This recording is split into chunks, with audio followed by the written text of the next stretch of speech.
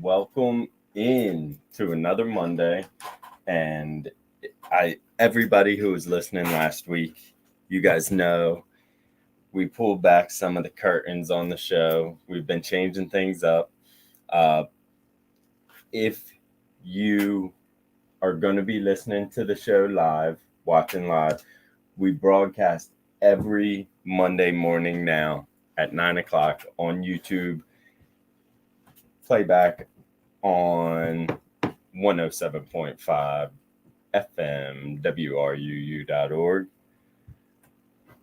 So there we are.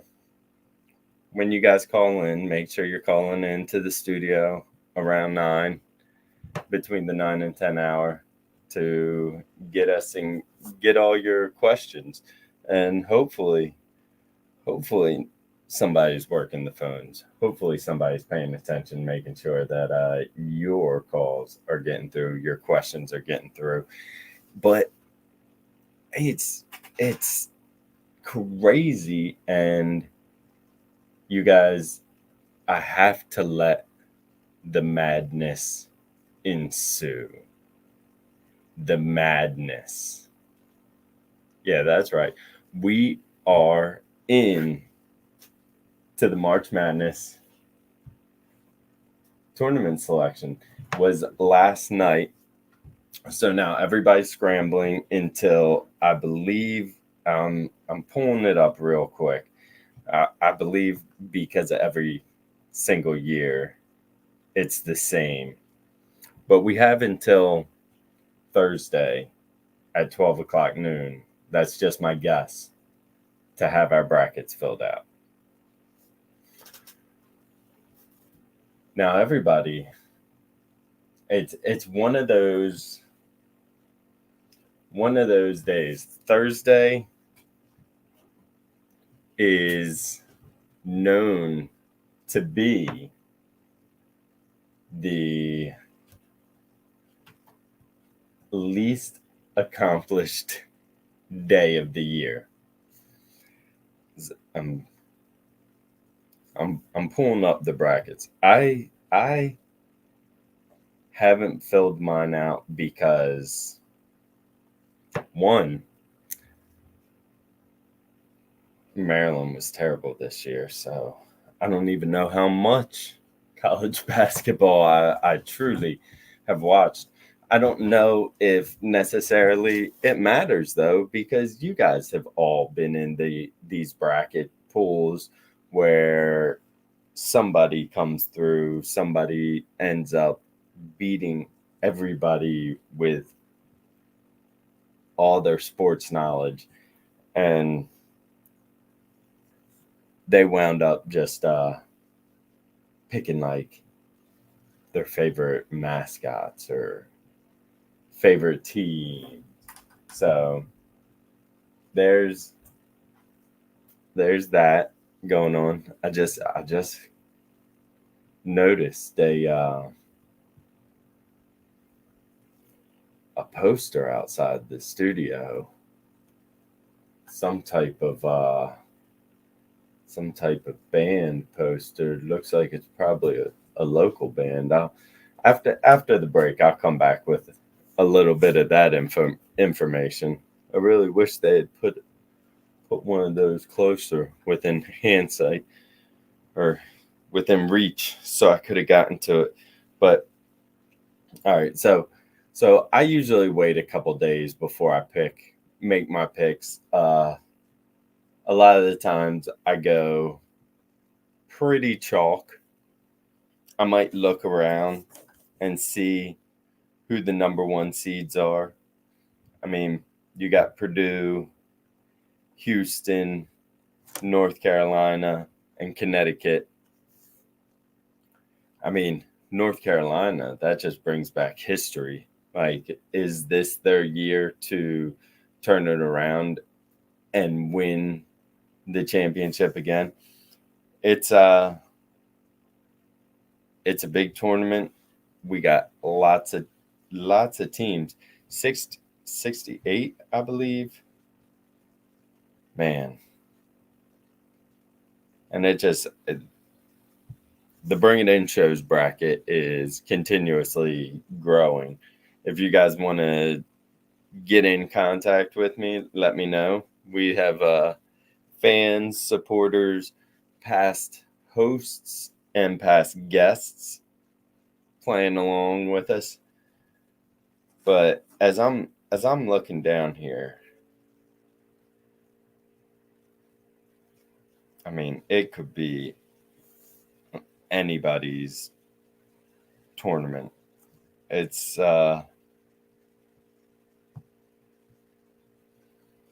exciting. From today until tomorrow, because I'll probably fill my bracket out tomorrow evening. So we're looking at Tuesday evening. I don't like to jump.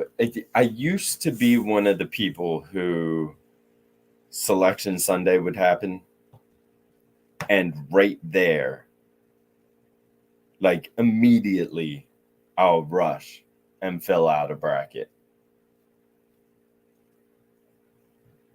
So I don't do that anymore because in the past, I've gone back to that bracket numerous times. So I started out Selection Sunday. I mean, I pay attention to Selection Sunday, but I'm not making any of my big decisions on Selection Sunday. I mean, we see the seedings, we know how everybody has done based on records. Now, tournaments are totally different. How'd they do this past weekend in their conference tournament? How did they do earlier this season during holiday tournaments? Those can be key factors for some teams. You always pay attention to how every team's been doing running down on the stretch. But when you take 68 teams and put them all up in a tournament, I mean, it gets dicey. Teams that have been together, that have solid senior leadership, will be coming through. We'll be showing people, hey, you weren't expecting us, but here we are. So, I mean, 3 losses is what UConn has had this year. You go down to Purdue, they've only lost 4 times. It's at that point, it's anybody's game. But everybody has things to worry about. Even the solid number 1 favorite, UConn, they have worries. I mean, you get into a tournament and it's not going to be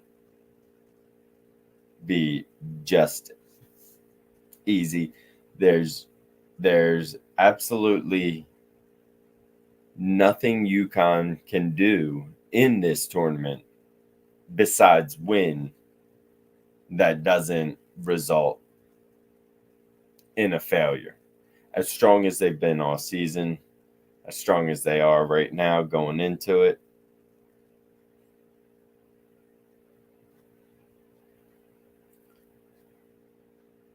but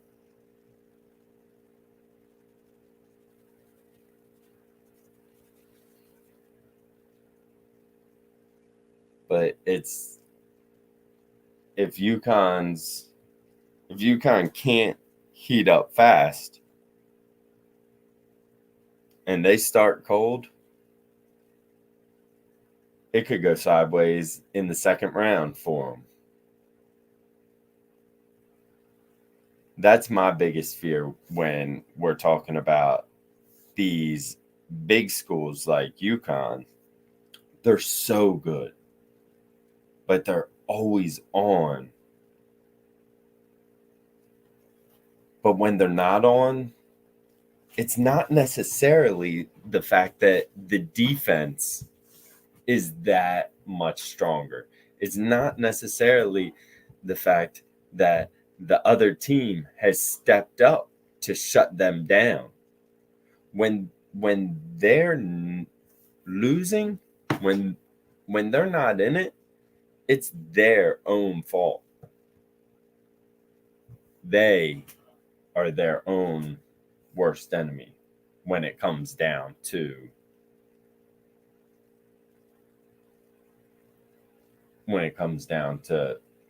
losing a basketball game. And it's probably not gonna happen. It's only happened 3 times this entire season. But back to back games, and I'm just saying back to back because I feel like if this happens, it's gonna happen in the second round. They'll get through the first round extremely easy. They'll go into the second round and they'll expect it to be just as easy. They may not come in with the same mentality, and then they never have enough time to heat up.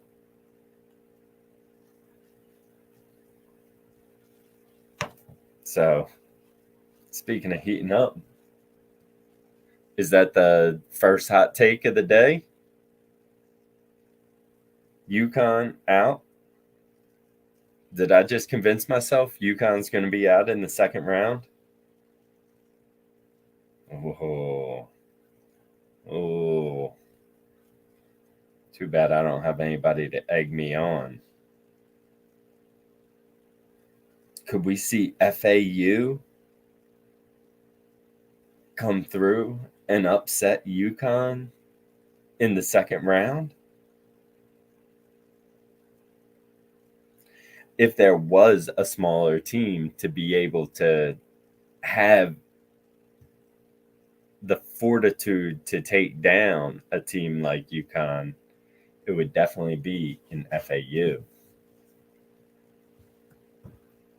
FAU poised to make a run.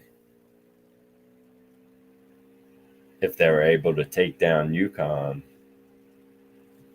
I mean, what else? What else would they need? Hot take. You're in the studio with the chef, serving up the hottest takes. And yeah, I just said it here. UConn done in the second round. FAU goes through. Ooh, look at that upset. We're upsetting people all day long. All right. Now I'm gonna go. I'm gonna hit up just like I did. That was the East bracket. Now I'm gonna give you guys a little taste of an upset from the West, South, and the Midwest bracket. So now going on to the West bracket. An upset that may not be as big of an upset as we think it would be. This is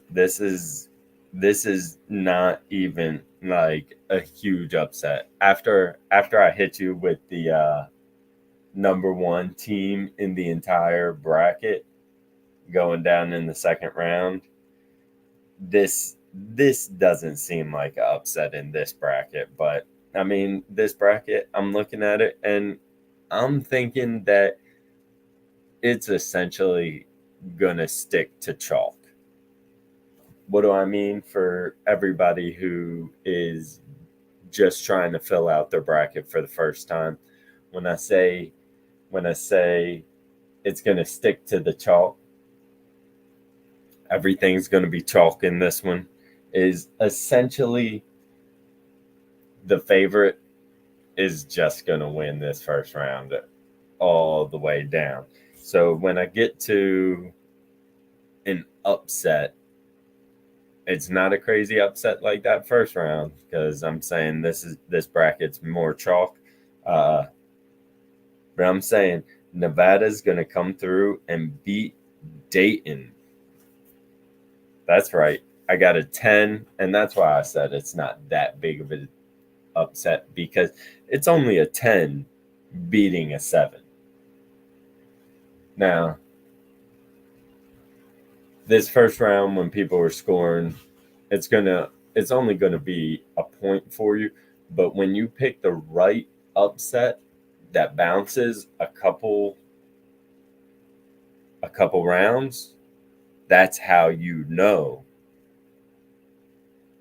that you're in for it. That's how you know that we're all ready. That's how you know you're going to be scoring points that other people aren't. And that's how you win. Hopefully it's that way, and it's not the fact that you picked your favorite colors through it. But hey, if that's your strategy, I can't jump in your way. I mean, I have my strategies, and my strategy has not won since 2013 or 14, maybe. So I'm like 10 years from winning the entire March Madness bracket. So I'm definitely out of the loop. So if you have a surefire way to pick these teams, hey, I'll listen to you. I will listen to you. All right, moving on to the South bracket and seeing what we got going on here. Who is going to topple a top team? Looking through,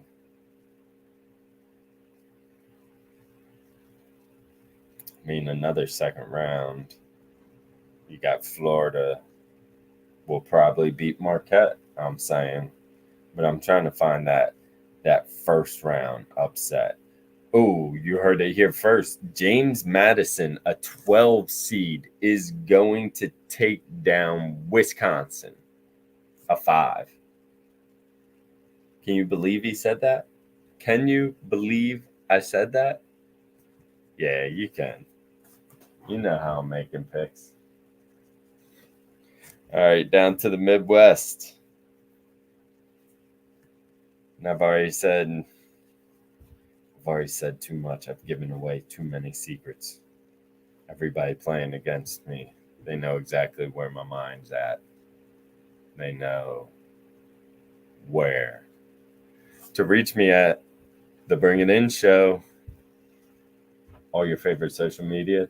Give me a call at 912-712-5077 between the 10 o'clock hour, the 9 o'clock hour, I mean. Moving things around as I'm talking, as I'm going. I'm just, I need to get used to being here a little earlier, because by the time this is hitting your ears, I'll be down at Fry Gourmet cooking some stuff up. So remember that. Come say hi to me. Come see me.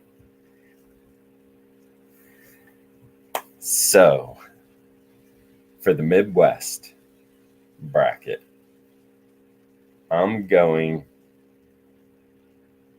to get crazy here. I'm picking Akron, a 14, to beat Creighton, a 3. That's why the crew needs to be here. They need to be here to calm me down, because I'm getting dicey on here.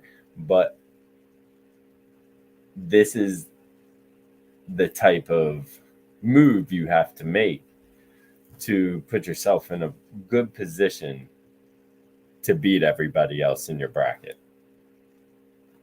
You have to make these moves because 80% of every bracket is going to have the top 4 teams in their final 4. Because most of the time, it's going to be 4 teams out of the top 8 that make it there. So, well, if you have the best teams coming in, and you just have 1 or 2 upsets in the first 2 rounds, you're probably going to make it. You're probably going to do well, especially if you nail your upset, especially if you listen to me about that upset. You won't be upset, or maybe you'll be upset because, like I told you, I'm no professional. I'm just here enjoying everything. Now, like I said, we kick off the festivities. They've already put out all the times for the tournament. Some of your brackets, as you're filling them out, I mean, I don't know how many people are still out there filling the brackets out on paper. It's a lost art, but it's so much easier for you guys when you make the jump to do it digitally. Sometimes it can be a little bit of a rocky start the first couple years, because a couple years ago at the Bring It In show, we made the jump from old school paper brackets to the new digital forms. I like to just set it up through Yahoo Sports. That's what we've done the past couple years. And the first year, it's rocky because there are people that don't know their way around, one, that app. Two, some people just aren't used to playing their fantasy sports and things like that on their phone. So you lose a couple people the first year. The second year it starts to come back a little stronger because people are interested. They saw how everybody else participated the year before, so they start jumping in. So now we're at about year 3 for the digital form, and it's so much easier because the app, the computer does all the scoring for you. You just you make sure this is the big thing, because it's not like a piece of paper you just write things on and send them in. But I've had people fill out an entire bracket and send it in to me and forget to put the champion on there. So there can be user errors either way, but if you don't save it on the digital form, then yeah, your picks aren't secure. So when you are filling them out on the app or on the computer, make sure you save it. Make sure you go back to check it to make sure everything's good, because you don't want to jump on your app at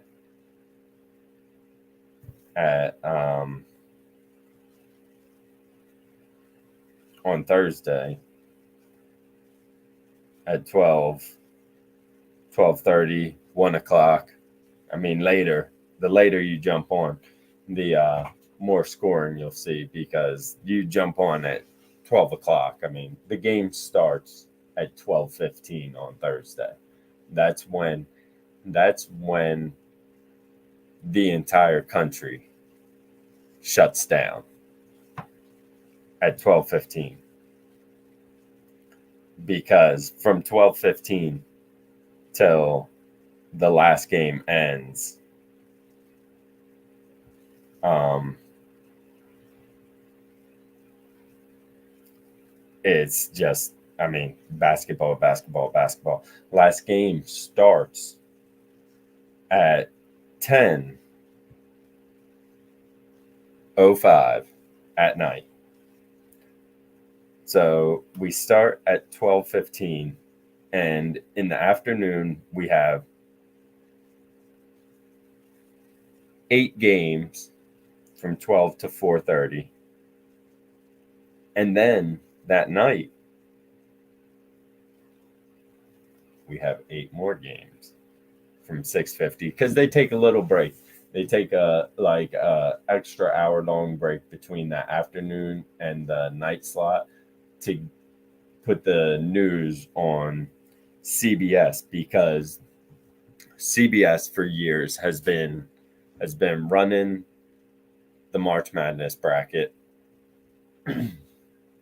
and they've they just their games constantly on from CBS, True TV, TNT, TBS, and then once that stops with those 4 games, then boom, it flips right back over CBS, True TV, TNT, TBS. So we're constantly getting basketball games, basketball games, basketball games throughout the day. 16 basketball games in one day.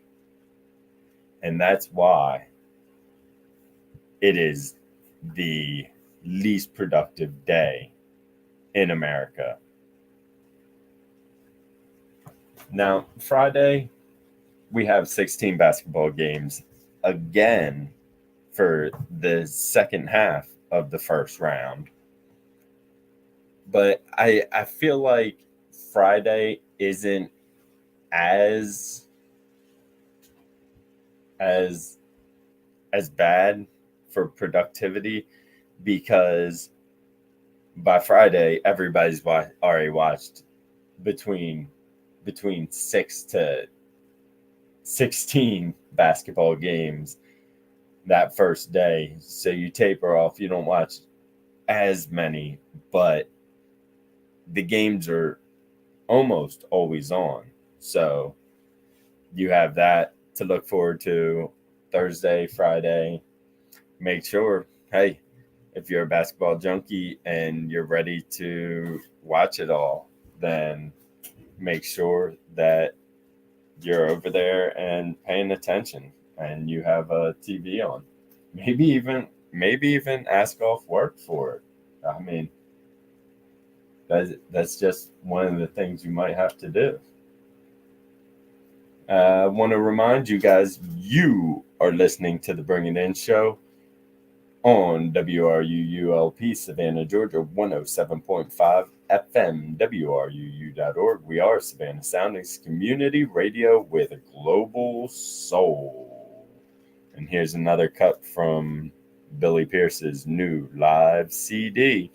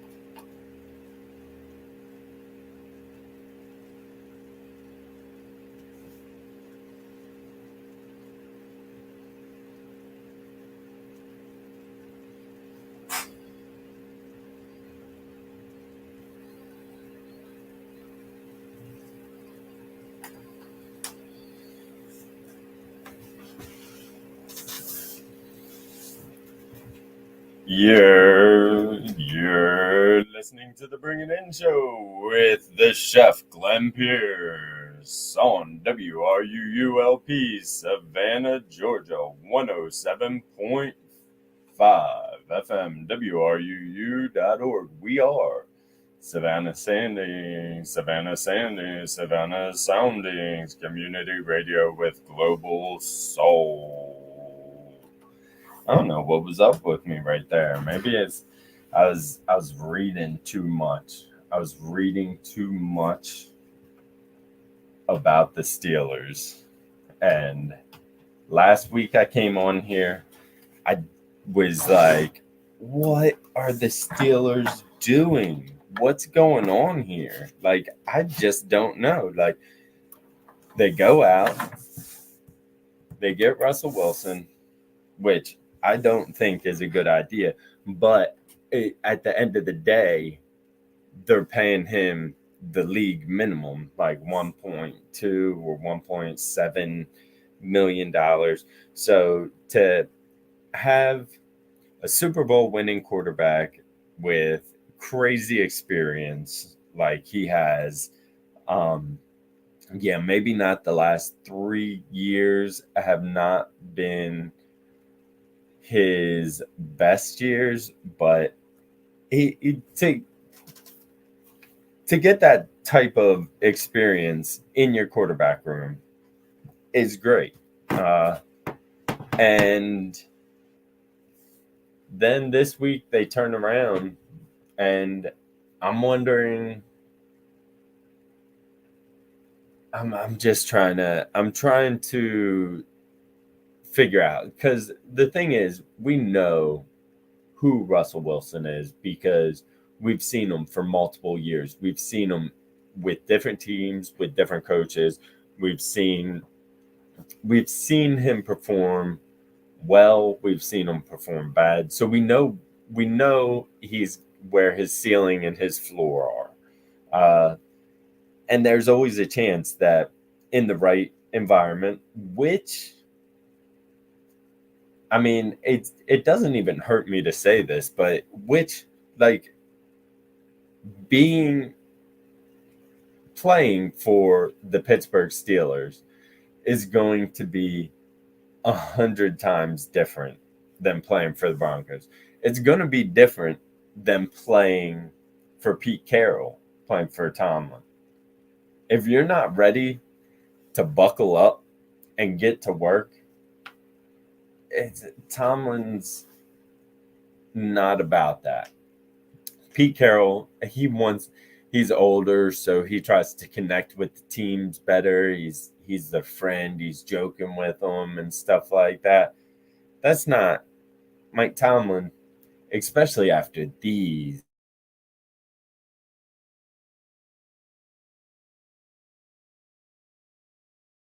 moves. I feel like I've heard them calling for his job and also been giving him coach of the year in the same season. This is where I need Jamie to pop in, because I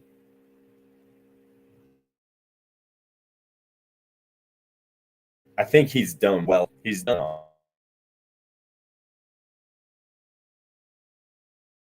or not. I think his job should be he should, if anybody in the NFL should have job security, he should be on that list of like 5 coaches that just have absolute job security. But I mean, things change, so we'll just have to keep our eye on that. But then this week, the Steelers go out and get Justin Fields. We know how talented Justin Fields is. Kind of. We've seen the athletic. Well, yeah. Let me change that statement. We know how athletic Justin Fields is. He can do everything. Now, can the Steelers transfer that great athleticism he has into more of a talent. He's been one of the highest prospects in his class year after year.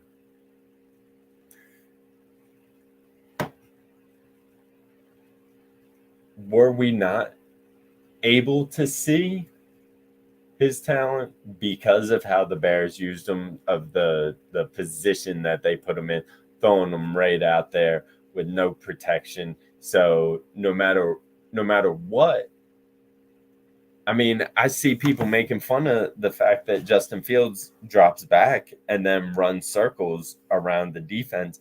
He doesn't have to run circles around the defense if the Bears can put a line in front of him that can actually protect him and give him time to throw. That should change with the Steelers. The Steelers are also a team that's coached well enough to be able to get the ball out fast. So we'll see what's going on there. Now, there were a bunch of teams that were interested in Justin Fields. It wasn't just the Steelers that were interested in him. There were at least 4 other teams. I haven't heard news of what 4 other teams, but he, out of those 5 teams, he wanted to go to Pittsburgh. It's not a surprise to me. He saw what Russell Wilson did last year. So right there, one, you have the ultimate nice guy in the locker room, aka quarterback Russell, out there to kind of mentor you. And Russell Wilson, he's got a problem with people not liking him, so he's going to be a good guy in the quarterback locker room. Like, hands down. So it's a place where there's an older mentor of a quarterback there that the team, another good reason for Fields to be in there, the team isn't in on him as much as the Broncos were last year, because the Broncos are still paying him his contract. The Steelers, if this doesn't work out, if the Russell Wilson thing doesn't work out for him, the Steelers, they paid him $1 million, almost $2 million,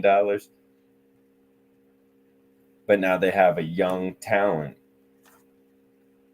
in at quarterback too. It's tough to say. So now they have 2 quarterbacks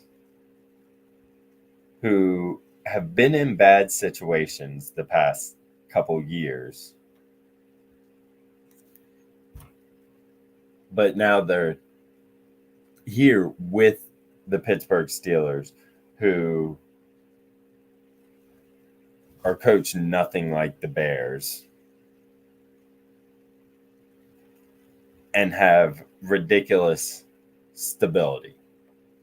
We're not talking about bringing in a quarterback and a coach at the same time. We're talking about the history that the Pittsburgh Steelers have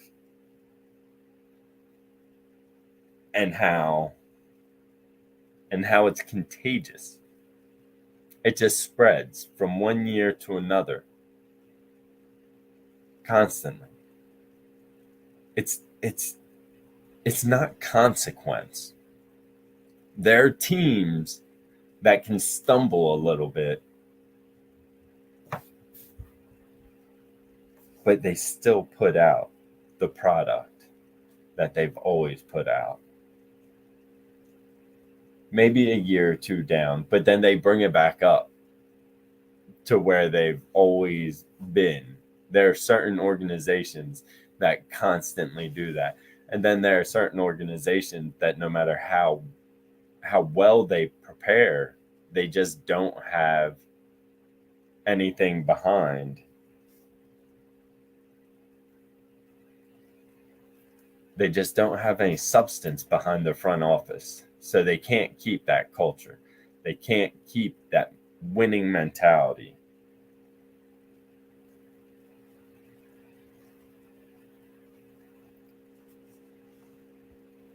So, I mean, you have last year the Steelers weren't necessarily in a good position. Steelers fans didn't have good feelings about from Steelers fans that would really talk to me about situations going on. They didn't feel great about their season or anything, but they still made the playoffs. That's the mentality that the Steelers have. They still made the playoffs. There are certain teams that would love to taste the playoffs. The Steelers have such a winning mentality that just sneaking into the playoffs was not good enough for them. If the Jets snuck into the playoffs, they'd have a Super Bowl party. They'd have a parade. They'd have a playoff parade. So, I mean, that's the different mentalities that you're working with. Steelers feel like they have so much to work on, so much to do.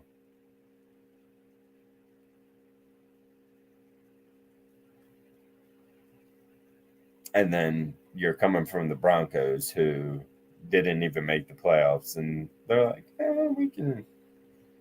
we can work on some things. So we'll see how this experiment goes, how the quarterback room evolves, and what transpires by the end of the year. By the end of the year, I almost want to say that Justin Fields will be the starting quarterback in Pittsburgh. There's more to it. There's more to it. So we'll see that. And I'm going to get into a little spring training in just 1 minute.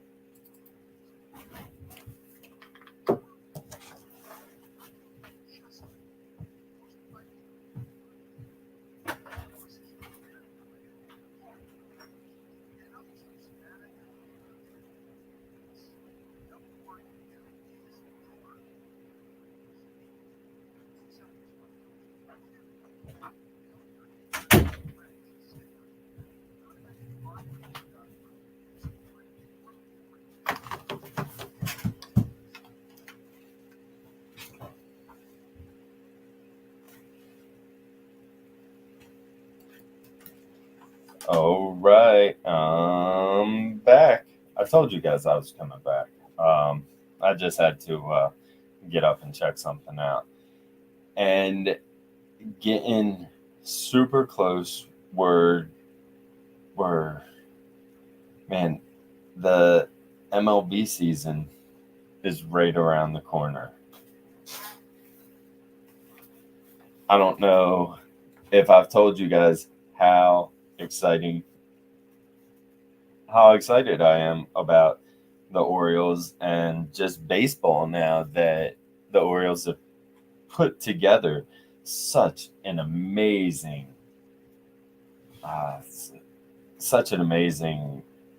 young roster of players.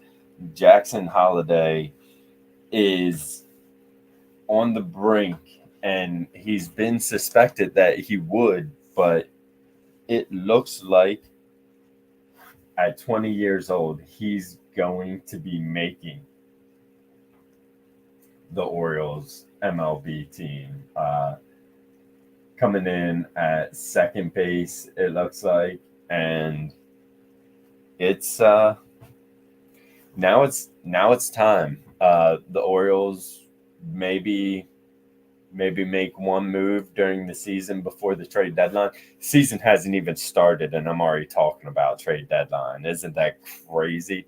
But make a move for one more solid starter. Uh, they have a lot of good pitchers, but it always when other teams have very strong pitching uh, rotations, it'd just be nice to have like one more guy, especially since we're still waiting. Uh,